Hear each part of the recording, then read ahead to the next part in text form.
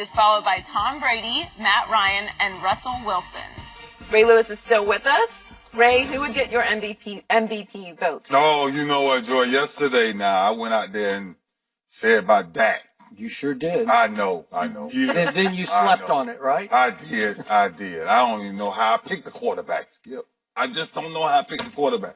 But I will tell you this, seriously. I went back and I watched these numbers, Shay. I'm talking about real numbers. And now, since the running back is really gone missing from the game, right? I was in a division with Eddie George, Jerome Bears, Corey Dillon, Fred Taylor. So I saw some quality running backs. Yep. But when you talk about what Ezekiel Elliott is doing on the same team as Dak Prescott, when you talk about what makes Dak so comfortable, is that the same thing made Troy Aikman comfortable. I can turn around and hand the ball to Emmitt Smith, right? And so when you think about the numbers, we're talking about since 1983, what Eric Dickerson done that year, right?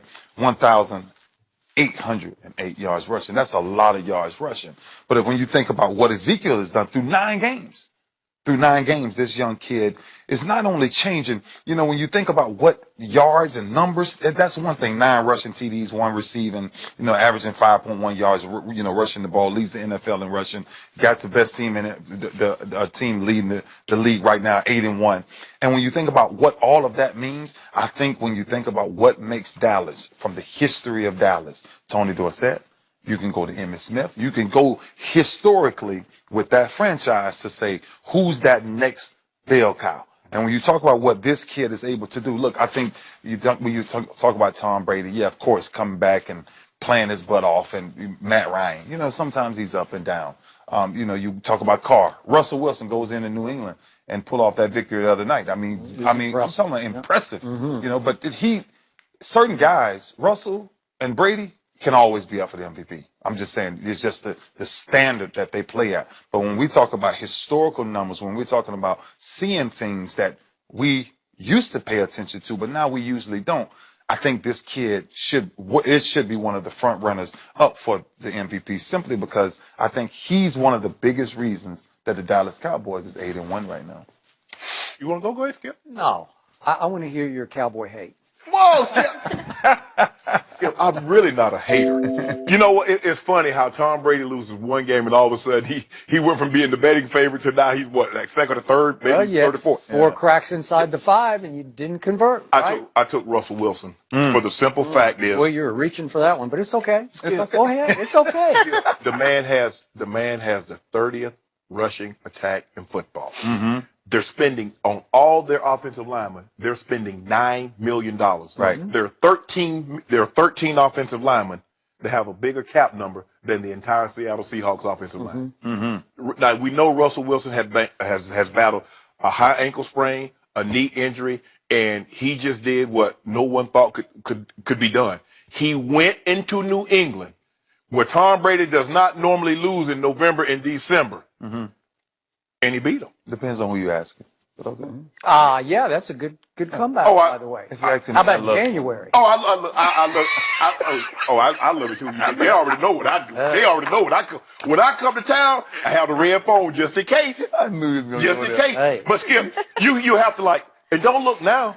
Everybody keeps talking about Dallas, but guess who's the number 2 seed? The number 2 seed in the NFC is the Seattle Seahawks. And the only reason, because this is not the same defense. They're normally a top 5 defense. Yeah. They're like 9, 10 in a lot of different categories. They haven't had Cam. They haven't had Michael Bennett. Yeah. Okay. But when you can't run the football, and they say, okay, Russell, we need you to be Russell Wilson. Yeah. Great. Every game from here out, because that's the only way they can win. And a lot of his wins have come in the last couple of weeks from throwing from the pocket. That's really not what he is. He's a guy that can move, get you a couple of first downs with his legs, throw well on the move, but he's been basically between the tackles, throwing the football. I'm giving it to Russell, because I think Dak, they benefit each other. No. Because Shay, you cannot. That's the reason why Emmitt won the MVP and not Troy. But Troy was a big thing. When Troy wasn't in there, look, Emmitt didn't look like the same. Didn't look like the same guy. Right. Right. If this boy goes and break Eric Dickerson records, which he's on pace to break right now. I was 7 years old in 1983. Yeah. 7. I remember it. I was a little older than that though, but I remember. I remember when he did. I remember when he broke the record. That was also the year Dan Marino threw for 5,084 and was the MVP. Absolutely. And he was the offensive player of the year. Absolutely. I remember it. Yeah. Go ahead, Skip. Let's hear some of your cowboy love, cowboy lover. If Jerry Jones is watching us right now, and he may be, he's nodding his head saying, yep, you're right and you're right, because this is exactly Jerry Jones' mentality about Dak Prescott. Yeah, it's 9 games, but oh no, I'm not completely sold on him. Mm-hmm. And it seems like the world continues to want to discredit Dak Prescott because he is unspectacularly spectacular to me. Mm-hmm. That's just me. Yeah. You can't argue with the 8-1. Nope. You can't argue with the second best QBR in pro football. You just can't. But here's what you really can't argue with, and I mentioned this yesterday. Mike Sando did a terrific piece on ESPN.com. You earlier had some potent stats about that Ravens defense, so give me just a second to run through some stats on Dak Prescott in QBR, my favorite stat, since the stat was invented in 2006 against all rookie quarterbacks, and that includes Andrew Luck and Cam Newton and RG3 and Russell Wilson and Matt Ryan, all of them. You can take them all. There are 27 starters over those years that he's compared Dak to. Dak is leading all of them in every category. Yeah.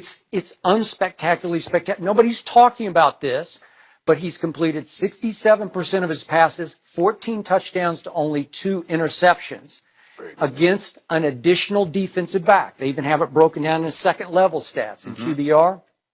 He's thrown 7 touchdown passes to only 1 interception, and against extra DBs, he's rushed 11 times for 90 yards, and they have been significant, timely, key play yards. Big first downs. Yep. Then on longer passes, and you had issues with him earlier. Can he throw it long? Can he throw it more than 5 yards to Measley Beasley or to Jason Witten, who's at the end of his line now? He can barely run.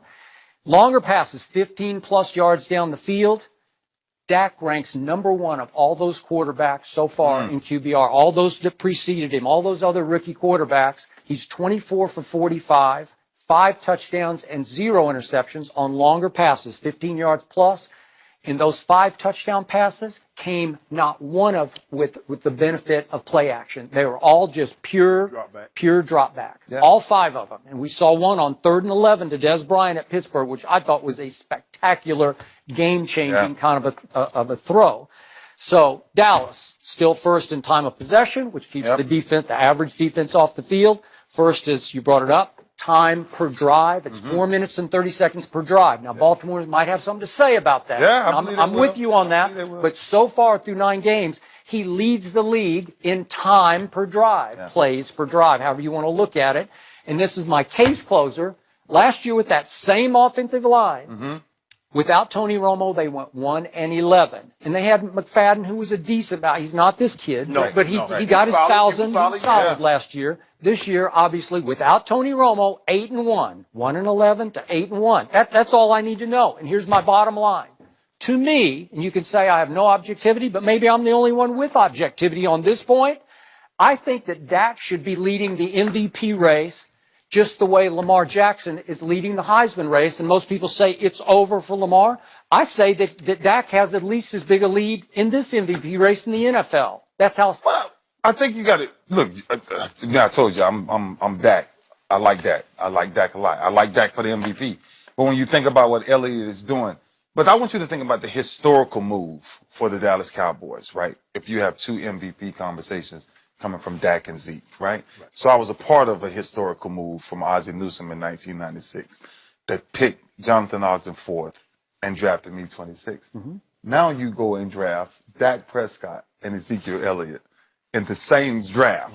So you have the other way around. But the other way around. Absolutely. It's exactly the other way around. And so now you have 10 years, an easy 10-year window of what this looks like. So what I'm telling you consistently, what makes Ezekiel Elliott, just me watching the Dallas Cowboys, is because what he does is he gives Dak a comfort, a blanket.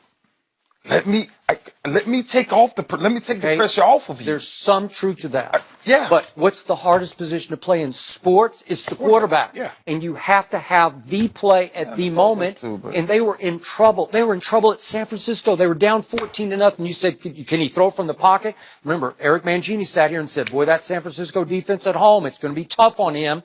And he brought them back from 14-0 down. He stunk it up for 3.5 quarters against the Eagles. And when the money was on the table, he was money, man, in his last 2 drives. Well, and then at Pittsburgh. But here's the thing, though, Skip. When you give all those numbers, and I'm not trying to discredit anything that Mike Sando had written in that article, but Dak is the only guy that had a guy like Zeke in his backfield in this type of offensive line. Look at what Matt Ryan had in Atlanta. Because normally when you go that high, you don't have a whole lot of anything. The cupboard is bare. When you pick first in the draft, your cupboard is really bare. Absolutely. Because nobody is one player away from going from first to, like, in the playoffs. Now, it can happen sometime, but for the most part, you're not one player away. He has 3 first-round high draft picks on the offensive line. He got the number 4 pick in the draft as a tailback, and he has a top 5, 6, 7 wide receiver. So he fell into a situation that was very unique. I'm not sure that any other player, quarterback in the history of the game, has had a situation quite like this. I remind you, they were 4-12 last year. And you say, well, they had all this talent and it all came back.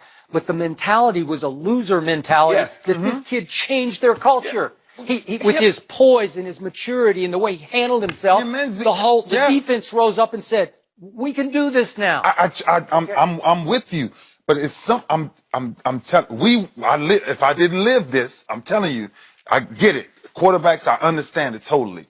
But I watched what Jamal Lewis was able to do. It was just so different, but your defense was it might have been the greatest defense ever. But it's running the. How about my perspective? What about Terrell Davis? Same thing.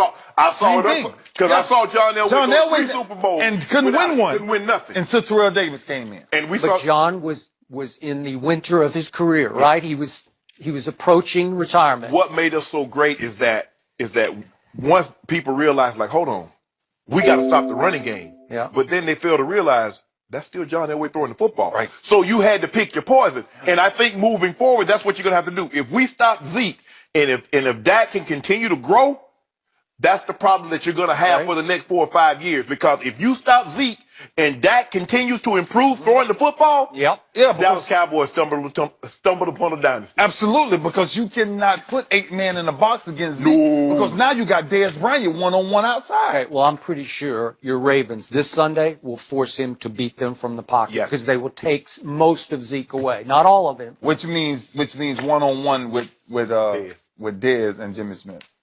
Okay. Jimmy didn't practice yesterday, so he might. I don't know. They ain't looking good for the. Good for the business. He'll play. You know he's good for the business. It ain't looking good for the business. It'll be all right. It'll be a good matchup. Ray, thanks so much for joining us. Way to go. Thank you, guys. Coming up, apparently Tony Romo wanted to keep his job before stepping aside. Skip Shannon and Michael Lombardi will react to that next.